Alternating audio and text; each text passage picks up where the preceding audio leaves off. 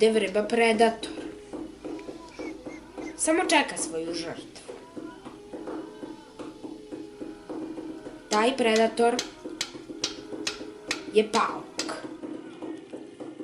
Paukovi nisu insekti, oni su arachnidi.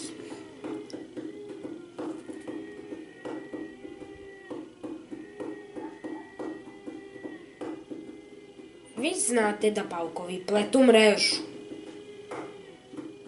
ali sada ćemo je bolje pogledati.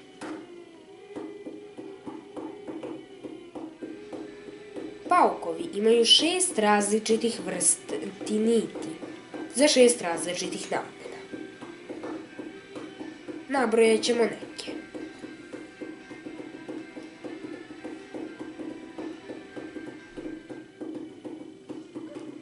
Za klasičnu paukovu mrežu potrebne su 2 vrste. Obična, koja stoji uspravno, i lepljiva, koja stoji vodoravno. Kad pauk plete mrežu, on prvo stavlja osnovnu, običnu mrežu, a onda stavlja lepljivu. Tako pauk zna gde treba da stane prilikom lova.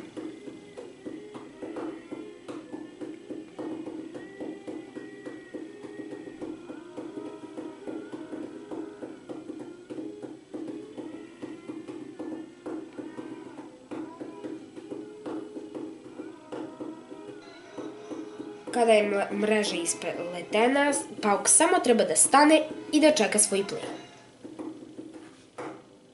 Ali plen ne mora uvek da bude poželjan, kao ovaj mali gušter. Slučajno je upao u paukovu zamku. Na svu sreću, vlasnik je napustio svoj dom.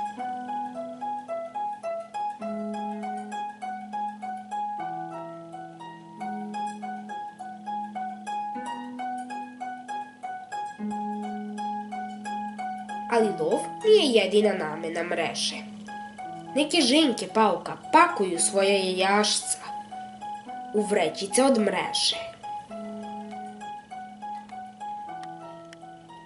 Kada se izlegnu, ima ih oko 500. I nijedan nema roditelja. Sami uče da love. I naravno da pletu mrežu. Ova 2 mladunca već vežbaju na malom mravu.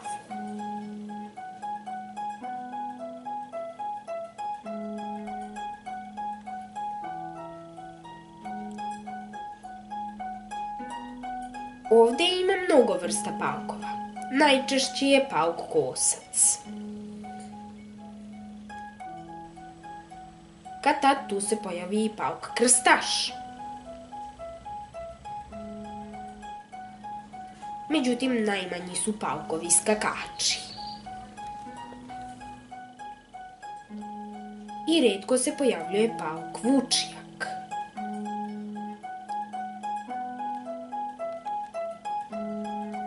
A za pauka osu, verovatno možete da pretpostavite kako je dobio ime.